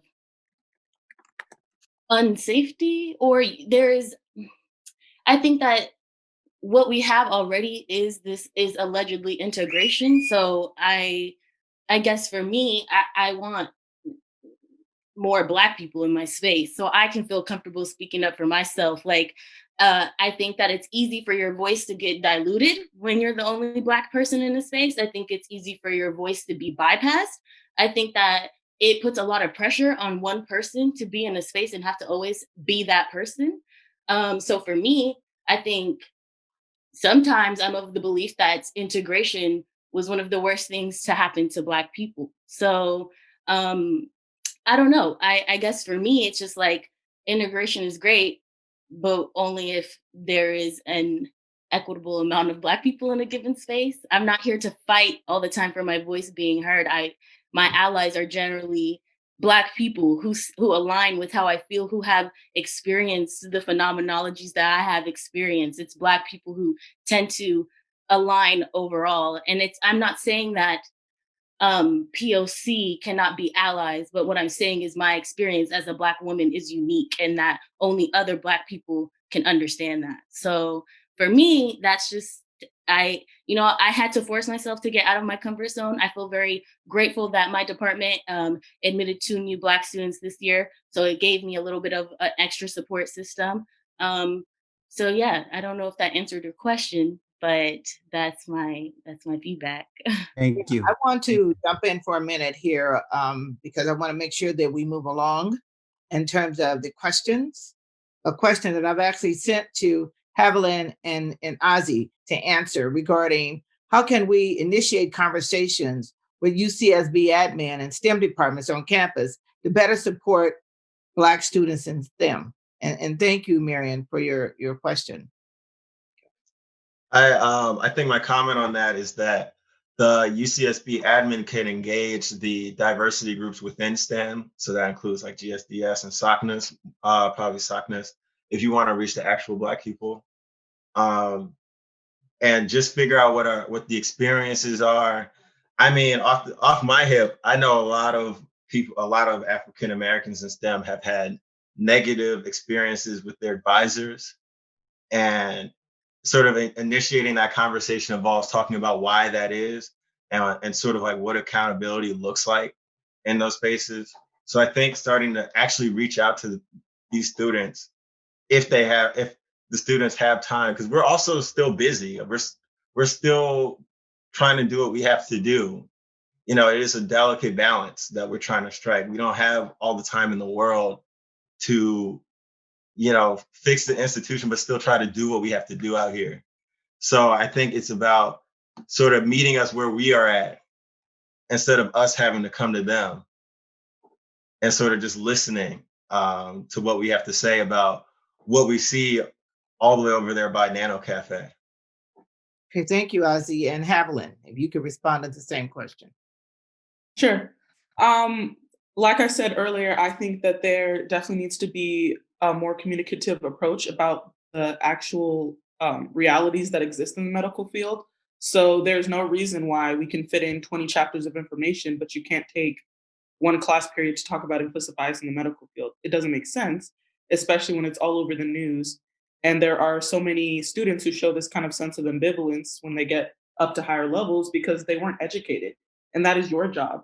So I think imploring professors to understand that it's your job. You need to take that upon yourself because you are the one who's supposed to be teaching us about all these things. And it's so easy for students to plead ignorance, and you help them, you enable them by not teaching us. So I think that is the first step that they can take to really earning our trust back and doing it in a proactive way, because we can tell when it's performative. So that's the advice I have for them. Okay, thank you. And I believe there is the next question we'll take from the chat. It is Dr. Segura. I believe you have a question specifically for Kier, if you're still there. First of all, I want to thank everybody for sharing all of your feelings, your experiences. All too often here at the University of California, we do not validate. First of all, we don't even want to hear about feelings, so go past that. But experiences are also something that I think we don't do enough with in this kind of way that allows us to sort of kind of build, you know what I mean? To like build new knowledge, to build new models, build new ways of understanding, and build new curriculum. I heard a lot of kind of goals here, though. I heard a lot of ideas and issues. And I guess what I'm wondering is like, okay, what are our next steps? Are we talking about like change here at UCSB? Are we talking about change here in the University of California system? Or, kind of what more what are we really specifying? Because, for example, for the people who are interested in STEM, I mean, if you really want to have a dialogue with the STEM people, it's not going to be right here. It's going to be they have something called a faculty executive committee. See, I'm a member of the Senate. Well, we all are. Well, a lot of us are. And so, but I'm like a chair in one of the Senate committees. Anyway, but what you do is you have to go to the faculty executive committees, right? And they're the ones who can like filter out and make their faculty, well, not make them, they can suggest strongly to their chairs what to do, led by their dean. Kind of like right now, I noticed Victor, the dean of the social sciences, has this initiative that he wants to start, right? And so on, what was it called here? I think I put a little star here somewhere. Sorry, Professor Segura, we're almost out of time. If you could, I'm sorry. Okay, I guess the question is, what's the next step? Are there going to be work groups, or what's going to happen? Professor Terega and I have an answer to that, but I want to let the students and colleagues answer. Okay, well, I don't know if that question was specific to me, but one way I know that Sakani briefly spoke on some of the positive outlets or how we can find other allies in different disciplines. So last summer, I had the pleasure of being a part of a course called Mapping Memory and Migration. And in this course, it was students from multiple disciplines, about 3 professors, and we had guest speakers from different disciplines come in every week. And I can honestly say, I know we've been talking about a lot of negative experiences we've had as Black people. One of my positive experiences I've had as a Black woman on this campus was being able to take a course where me, or Black people who are seen as cultureless people, because, slaves, we didn't really have any roots, I was able to map out what memories I had from my migration story. So I'm from Oakland. I'm deeply rooted in the Black Panther Party, and I have that history. But this was the first course where I'm working with people from STEM. I'm working with people from sociology, math that I'm not good at, and we all are in this one classroom, and we're going to wood shop. We're showing each other songs that we like. We had a whole art exhibit. Overall, what I'm trying to say is courses like that that emerge our different perspectives, our different experiences, physically, mentally, expose us to, even though we are taught that we're different, or based upon our skin we're different, we have some of the same experiences. And when you use it in a creative platform, we all created beautiful stories of our own migration stories. And I hope that kind of answered the question, but in all, I'm just trying to say one way that we can ignite positive experiences if we have more collective settings where it's not just Black study majors working together. It's multiple people from various academic disciplines. But I hope that answered the question. Yeah. And Can I Kier, chime could you, on this one? excuse me, Kier, could you mention your Exceed experience? Yes. Okay. So I was a fellow for the Center of Black Studies Research, and Dr. Tediga helped me get this experience where I went to Chicago free, y'all. It was free. They paid for my flight, they paid for my food, they gave me a $500 stipend, and I got to work on advanced computing for social change. So I had the opportunity to go for free, emphasis on that, where I got to work with students from, again, STEM, sociology, all different kind of disciplines, and we worked towards this social, a way to address this social problem. We basically got a mentor. We got to present, so I was able to, like how grad students have their thesis and what they're working on. I literally did that as an undergrad in Chicago. I got to present. I was there for 3 days, early 8 a.m. mornings, learning how to code, learning how to create these graphs based upon raw data on people that look like me. How can I figure out a way to put STEM and humanities together for a social issue? So the Center for Black Studies Research, I'm going to emphasize, is an amazing tool. Like Paige said, I found out from an email, and I've met so many Black professors through this center that I probably would have never met if I didn't have access to this research opportunity. But if you got questions on how I can help you sign up for that, for the F, then let me know. Thank you, Kier. I really appreciate it. I'm sorry, we're just about out of time, and we have a lot of questions that are in the Q&A, but I know the panelists have to leave and actually go and attend to other things. They have some work to do. And I know that Dr. Rios is, we can stay on if you guys want to, but the panelists will have to leave. The faculty can stay on and the other attendees can stay on. And maybe these are some questions that some of the faculty can answer, and maybe other students that are actually in the attendee area. Raise your hand, but I know that the student panelists will have to depart at this time. But prior to that, I need to just briefly introduce the CAPS, which is the Counseling and Psychological Services here on campus. We have Dr. Brian Olawude. He's a psychologist and have been the director of the Counseling and Psychological Services at UCSB since 2018.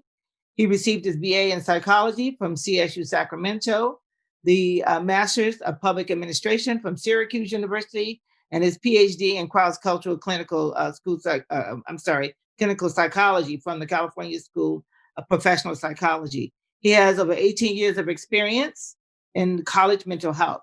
We also have Dr. Meredith Merchant, who is an advocate, consultant, speaker, and licensed psychologist. She serves as the Assistant Director of Mental Health Initiative and Inclusion at UC Santa Barbara Counseling and Psychological Services. I have to turn it on for them to speak now, and then we have to move on. I really apologize, but we have to allow the students. Just really quick, just that question about next steps is so important.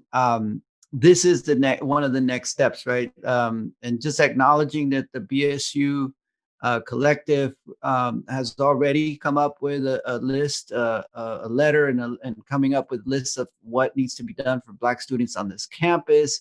We need to pay attention to that list and that letter, and then putting together from this conversation another set of lists that complements that list, that conversation, so that we continue to move forward with administration, with the community at UC Santa Barbara, to make those changes that were apparently real here in this conversation, and that students so eloquently are asking for. So those are the next steps in terms of what's happening. We will.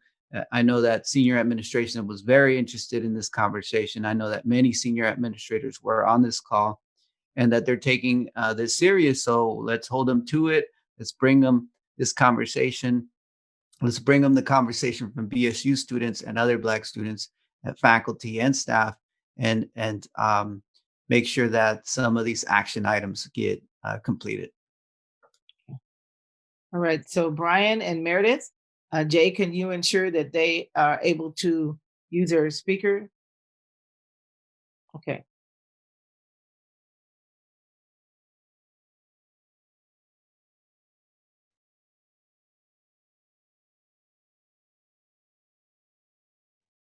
It might be easier if Brian and Meredith raise their hands, and then that way we can ensure that you're able to speak.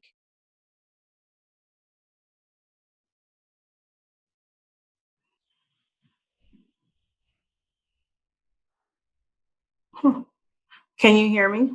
Yes. Yes.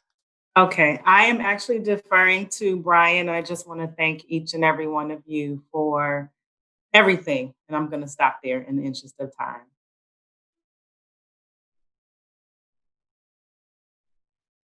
We can't hear you, Brian. Can you unmute, please? Thank you.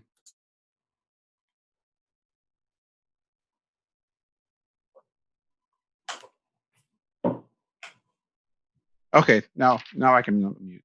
So I want to say thank you to everyone for allowing us and inviting us to be part of this conversation. It's such an important conversation now and always. It's been wonderful to see so many of our beautiful Black faces and to hear the voices of our brilliant Black students. I'm so proud of the work you all are doing, the work of the faculty, and to be part of this very dynamic community at a very challenging institution. It is my honor. I believe we have three panelists who will be joining us for the second half of this.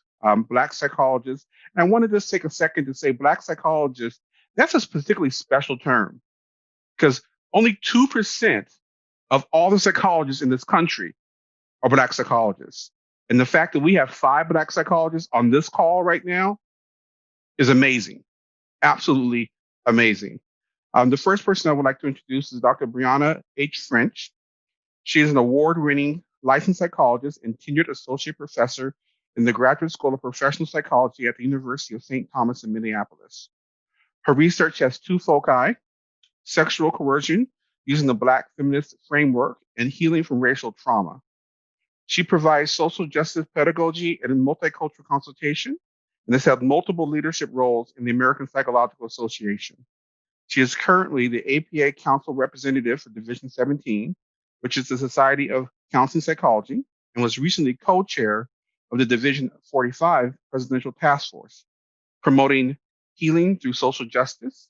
She co-authors a standing blog on Psychology Today from the Psychology of Radical Healing Collective.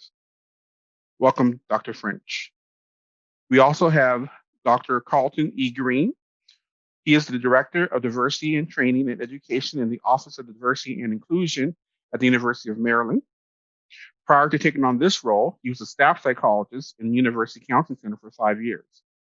He currently runs a private practice where he provides therapy to individuals, couples, and consultation to mental health and educational settings. He is the co-author of a hashtag Racial Trauma is Real, a toolkit for managing and healing racial trauma. And finally, we have Dr. Valine Whitaker. Her pronouns are she, hers, and her. She's a licensed psychologist and is the Military Sexual Trauma Service Coordinator at the Edith North Rogers Memorial VA Hospital in Bedford, Massachusetts.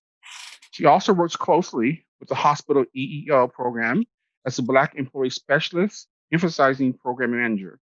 Dr. Whitaker obtained her PhD in counseling psychology and a graduate minor in African American Studies at the University of Illinois at Urbana-Champaign. I always mess up with that one. As well as her pre and postdoctoral training was completed at the University of Counseling Center at UC Berkeley. Her professional interests include racial identity, race-related stress and trauma, integration of multicultural and social justice values in psychology practice, and training and trauma, recovery, and resilience within veterans, active duty and military communities. She holds diversity certified leadership roles within the American Psychological Association, as well as the Massachusetts Psychological Association. Again, this panel of experts that they have assembled, and I thank the Black Studies Department for hosting and assembling them, is outstanding. And I also want to put into a small plug. If any of y'all interested to come working at UC Santa Barbara, we are hiring, and I'd be happy to take your application or folks you know who might be interested in coming to work. We are specifically looking for an additional Black psychologist to work with us. Thank you, Brian. That was a very nice introduction. I appreciate it so much. And you made me laugh and bring joy because you're absolutely right. CAPS have provided great services and we have great people that are going to facilitate. And I think the students are extremely appreciative of every one of you and Dr. Merchant. Thank you so much. And I think if the facilitators would like to say something. And Mario. And DeMario, yes. And Mario, I'm sorry. Yeah, thank you guys for doing this. We really appreciate it. And I know you have to go away now with the students to go to the next session where you guys are going to work with the students to facilitate different types of action items. But we will still have this space open for anyone who's left. And Dr. Merchant and Oluwude will be here with us to facilitate anything further. And thank you all. And if the students have any closing words before moving on to the next space, we'd love to hear from you now. I just want to share one thing really quickly. As I'm transitioning out of UC Santa Barbara, I've come to recognize how important systemic change is. And I know that we have a lot of things that we do on our own campus, but these things that we're asking for also need to be echoed straight to UCOP. Because I know that if our campus is hurting, I know other campuses are hurting. And we have to think of our struggles and our demands as mirrors to what our sister campuses are also calling for. Cal was rated the worst university for Black students amongst that USC study. And so I know that if we're hurting, they're hurting just as bad. And I hope that for faculty or administrators call to understand the importance of getting us into spaces and uplifting these voices, even into UCOP spaces, where those spaces are even smaller than the spaces we're provided on our own campus. Dr. Talada, I'd like to just make a comment following up on what Alexandra says. Obviously, we've heard a lot about how challenging this environment is here at UCSB. I would also like to credit this group of students. Really, the last 3 classes of Black students at UCSB have been incredibly courageous. And the fact that it is as good as it is right now, and using that term good in a qualified way, is because of Black students. I mean, on this campus in particular, compared to others that I know about, UCLA and other places, has had the most engaged, forward-thinking, collective, enhancing group of Black students that I have ever been pleased to be associated with. They've been leaders. They've identified problems and they've organized to address those problems. And often it's been an extra burden. They really need to be getting 2 degrees when they leave here, because one of the degrees that they should have is race relations. They should be getting an MA in race relations just to get a BA or BS from UCSB. So I just wanted to credit them as being the vanguard of social and intellectual and educational change at UCSB, a vanguard that has actually opened opportunities for other students of color and white students on this campus in ways that they don't even really realize. And so I want to just say thank you to our Black students here at UCSB. Well, if there are no other, you guys have any other closing remarks from the students, please? Okay, we have some resources that will be put up on our website that's linked to the CAPS programs that they have available for students. So if you guys go to the CBSR website, you can also go to the CAPS website. But for those of you who are not students here, who are thinking about becoming students, who is ever online right now, we will have that information available. And please feel free to go to the counseling and psychological services here at UCSB for support. Thank you. Thank you, panelists. We really appreciate it.